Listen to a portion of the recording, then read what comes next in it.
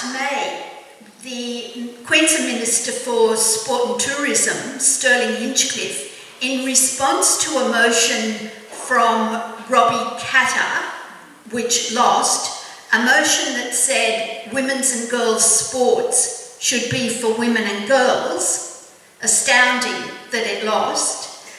But in his argument against it, Sterling Hinchcliffe, the Labor Minister for Sport and Tourism, said that what Robbie Katter was proposing was a right-wing trope. But I know that only a couple of years before that, he'd said to one of his electors who'd come to him concerned about the rise of gender ideology, he'd said, "Don't worry about it, so-and-so," her name, "this will pass over soon." I also know other Labor MPs who are opposed to gender ideology. They're as opposed as we are, but they will vote for it because that's what they've been told to do. Nina mentioned turf, the word turf, and I'll just mention to you that this badge I'm wearing, Turf Pride, is available for $5 from the merch table, and that will, if you buy a badge, it will really help us to start raising money for future events. I would like to introduce Nerissa Scott next. Nerissa is a former radio broadcaster and journalist. She's worked in commercial radio in Queensland, New South Wales and Victoria. She's an activist with IWD Brisbane Meanjin, defending women's sex-based rights, and she's also involved with Save Women's Sports Australasia. Nerissa speaks publicly about the way so-called inclusion is infringing on women's rights, and she speaks on behalf of her young daughter and women everywhere. Thanks, Nerissa.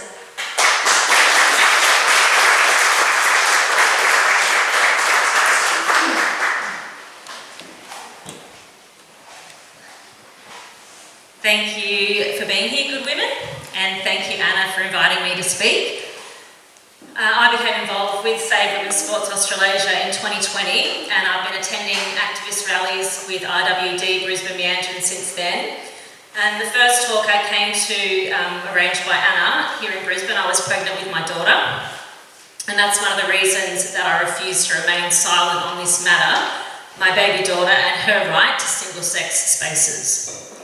It has been a massive couple of months for us, adult human females, TERFs. We're male exclusionary, we're not trans exclusionary, but anyway. Women who refuse to pretend that men can be us. It's like a bad dream, to be honest. We are now in the biggest existential fight of our lives, as women, as mothers and grandmothers. The violence from trans extremists and the state attempting to outlaw the truth has ramped up exponentially in the past few months alone. Back in 2020, when I attended women's rallies here in Brisbane, there would sometimes only be about 6 of us walking through South Bank and Queen Street Mall with our placards. Men don't belong in women's prisons, men don't belong in women's sports, etc. So I have felt hopeful watching the movement grow here and expand. Prior to this, I hadn't actually been involved in any activism, aside from a few protests, one in primary school and the other in high school. The former to do with girls not being allowed to wear shorts as part of our school uniform. I'm a lifelong leftist and for the past several years a radical feminist, and I've always had a strong sense of social justice, and I was raised to stand up for what I believe in. Despite what our detractors say, like many of you, I am not conservative or right-wing, certainly not far-right or religious conservative. I am pro-choice and 100% believe in a woman's bodily autonomy. I personally had the misfortune of experiencing both an abortion as well as a miscarriage, and most recently an emergency section, something I consented to but which left me feeling utterly broken and disempowered. As mothers here will attest, the issues that come with pregnancy and childbirth are many and numbered. PMS or PMT can also be similarly debilitating, something I've also had the pleasure of suffering with my entire adult life, my poor partner. Soon it will be menopause that I will inevitably experience. These are all uniquely female experiences. all of which can be extremely traumatising. It is incredible that in 2023, what a woman is up for debate. Apparently, some want us to believe nothing about our female biology or our sex has anything to do with being a woman at all. It's all about how you feel and choose to identify. At the start of the month, the Prime Minister of New Zealand embarrassed himself royally when he couldn't answer the simple question of how do you define a woman, and instead started banging on about gender identity. This is 2023. For the International Women's Day in Brisbane this year, we had a small and loud protest of trans extremists who tried to drown out the voices of women, some of them survivors of male violence and prostitution. The misogyny we are witnessing right now is off the charts. One of the men, dressed in a pretty flowery dress and a bonnet, announced that trans women are women. I'm a biologist, so I should know. But women still spoke, as they have done at other women's rights events across the world. We will not be silenced by intimidation, noise-making and aggression. The same men turned out to protest Kelly J. Keen's Brisbane Let Women Speak event. They never disappoint. They just keep on demonstrating precisely why women need female-only spaces away from all men. While I was up speaking, the same man, without his pretty bonnet this time, but with his megaphone, called me a cunt. Even my partner, when I read this to him, he was like, shocked. This is 2023. And then they, of course, play the victim. They followed us to lunch. We had a pre-booked lunch reservation. They took our photo without consent. They chose to sit at a table right next to ours. The entire movement is DAVO. Deny, attack and reverse, victim and offender. A common manipulation strategy of psychological abusers. And as women, we are currently experiencing this psychological abuse, which has now also moved into physical abuse. These men are the same types of men who will be permitted to falsify their birth certificate to say female, thanks to Shannon Fentiman, the Queensland Minister for Women. The same types of men the Minister expects women to accept in all of our single-sex spaces. I spoke to Queensland Police at both events with regards to the proximity of the trans extremists to the women gathering. I said to the police that the main objective of our gathering was for women to be able to speak, as well as listen to other women. I was told on 2 separate occasions that the protesters had a right to be there, even though they were effectively silencing women. This is a breach of our civil liberties as per the Universal Declaration of Human Rights and the International Covenant on Civil and Political Rights, to which Australia is a signatory. Thankfully, for those of us here who attended, spoke or marshalled at the Let Women Speak Brisbane, it was relatively uneventful.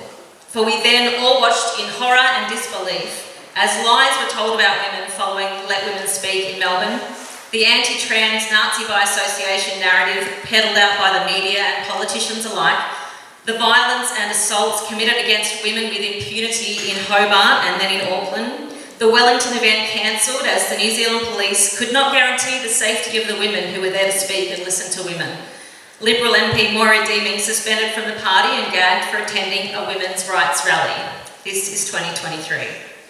Yesterday, Gold Coast businesswoman Sal Grover and her company Giggle were in the federal court in Sydney facing a discrimination case brought by Roxanne, aka Jason Tickle, a trans woman, a transgender male, a man who is demanding access to Giggle, a female-only social media platform. This is 2023. Can't make it up. I'm really honoured to speak alongside the women who've spoken today, women who refuse to be silenced, women who refuse to comply and deny our reality. Louise Elliott, who should have also been speaking today but for her flight being cancelled, one of the very brave women who attended Let Women Speak in Hobart when seemingly police were instructed not to protect women from a violent, disgusting mob. Louise's bravery and courage inspires all of us to be brave and courageous too. And also in Tassie, a group of tireless women and other gender-critical allies are calling for an inquiry into the police handling, or lack thereof, of that particular event. In many locations around the world, including New Zealand and London, as well as here in Brisbane, Speakers' Corner events were held the week following Auckland Let Women Speak. It was in honour of the women who were denied the right to speak or before to hear Kelly J speak in honour of their bravery in the face of domestic terrorism. We spoke in defiance and as a record of our dissent. One woman speaking up inspires others to do the same, and so on and so forth. Anyone who can speak or do other forms of activism should. Remember what we know to be true. Peak trans anyone and everyone you can. In my area there are several transvestites, probably AGPs, autogynephiles, men who get off on dressing up and being seen as women, men who get sexual arousal from things to do with female biology like breastfeeding or menstruation. One of these men looks like something straight out of a B-grade horror movie.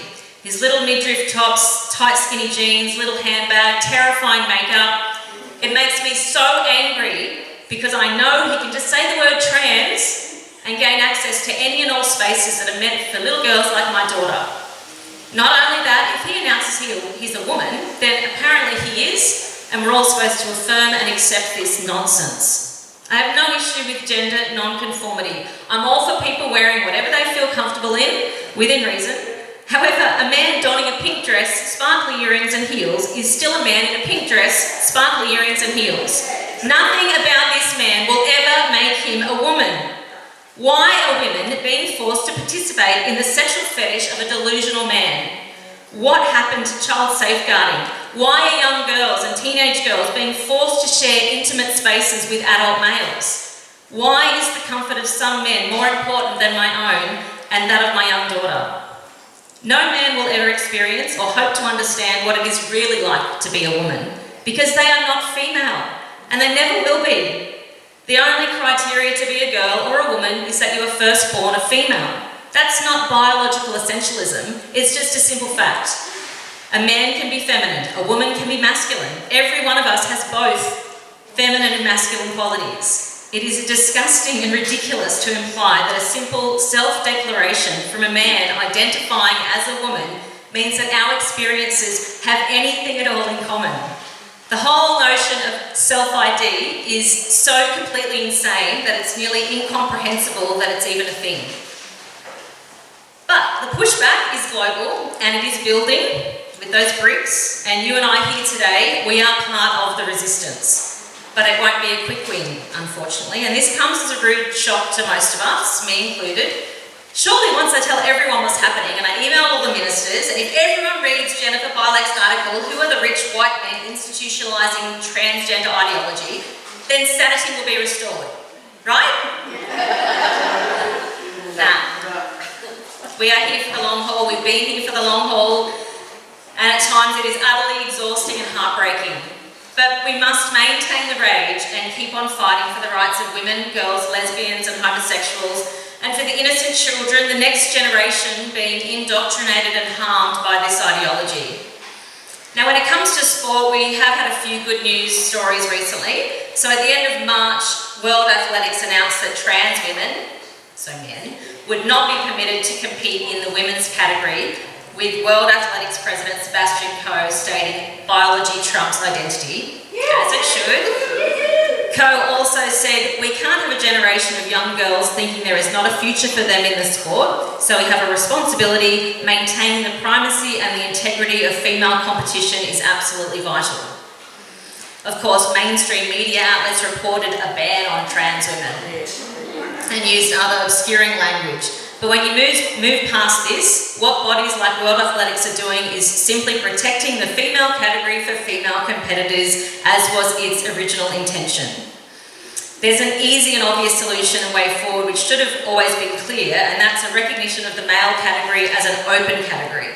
It would include all males, including those who identify as transgender or non-binary, as well as trans men, that is, female athletes who take testosterone. In other good news, Swimming England just announced a similar policy just recently. Yeah, at the start of April in the States, Kansas became the 20th American state to protect the female sports category for females, and Kansas also became the first state to enact the Women's Bill of Rights, or Senate Bill 180, which defines sex in state laws based on biology, and it's an excellent example of the power of grassroots activism in ensuring lawmakers follow the will of their constituents. They're also looking to end the experimental medicalisation of trans youth what the trans lobby refers to as gender-affirming care, what I prefer to call reality-denying abuse, and also make public school bathrooms single-sex again.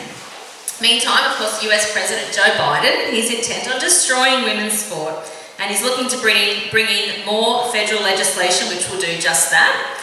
He's also hanging out with the likes of Dylan Mulvaney. The hashtag boycott Nike was trending after Nike used Dylan, an effeminate, probably gay man who is documenting his days of girlhood. They used Dylan in an ad campaign wearing leggings and sports bras. So Dylan's a theatre actor, and he found transgenderism and as well as TikTok during COVID, during the lockdown. And after 365 days of girlhood, voila, he's a millionaire. Still in the States, US swimmer Riley Gaines, who had to swim against and share change rooms with Leah William Thomas, is vowing to take legal action after she was attacked by trans extremists while giving a Save Women's Sports speech at San Francisco State University. It seems to be all they have really. Attack women, try to shut us down, try to shut us up. They can't actually engage in any critical thinking or any type of debate because, as we know, they have no argument. They think they can simply intimidate us all into silence and compliance. Administrators at that university failed to condemn the violence and referred to peaceful protesters, despite Riley being struck by a man in a dress, abused and prevented from leaving her room for several hours. Here in Australia, it's been excellent to see retired NBA Sydney Kings star Andrew Bogut, who's also now the part owner of the Sydney Flames WNBL team, take on the issue of men and women's sport once he realised what was going on. Basketball Australia announced at the start of last week that Lexi Rogers' application to play in the NBL 1 South season had been rejected. Yep. All media, of course, referred to this man as she and her and a trans woman, when really he's just a man. In an interview, Rogers claims they're still the same person they were before transitioning, just in a different wrapping. Plastic surgery doesn't make a man a woman. How ridiculous. Meanwhile, Save Women's Sports Australasia has just penned an open letter to the FIFA Women's World Cup 2023, asking them to provide assurances that no men will be permitted in the World Cup in July. We're still waiting on a response. But one of the men taking a woman's place on a soccer team is a known trans activist from the States, Riley Dennis. He's currently playing for a Sydney club. This dude tells lesbians their genital preferences are transphobic and that some women have a penis. No, they don't, Riley. No women have a penis. And if you haven't already, please go to YouTube and watch the late great Magdalene Burns absolutely destroy Mr. Dennis on several occasions. It's brilliant. We are already aware of several female players being sidelined with injuries in the Football New South Wales fixture alone, due to the obvious male performance advantage and accompanying injury risk when men are permitted in the women's competition. Apparently, Football New South Wales has already received over 12,000 complaints about this issue. And I just saw this morning that Redux magazine, who were reporting on this matter, has been contacted by the Australian government, something to do with the Safety Commissioner, that they shouldn't be reporting this. I haven't got fully across it, but it's fucking insane.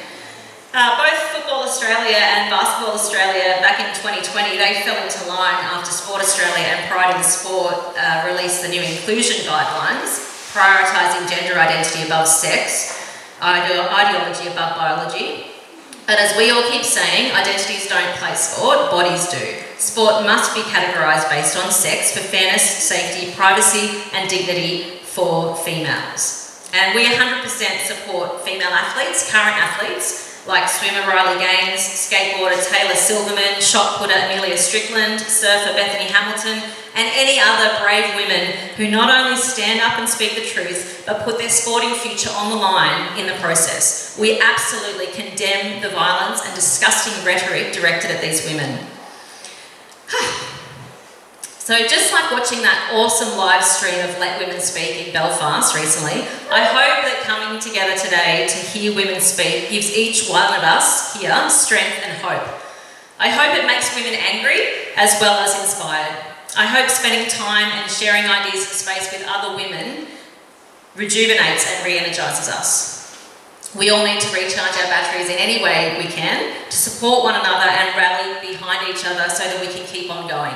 We are women and we are mighty. We keep fighting. We have truth on our side and we will never give up.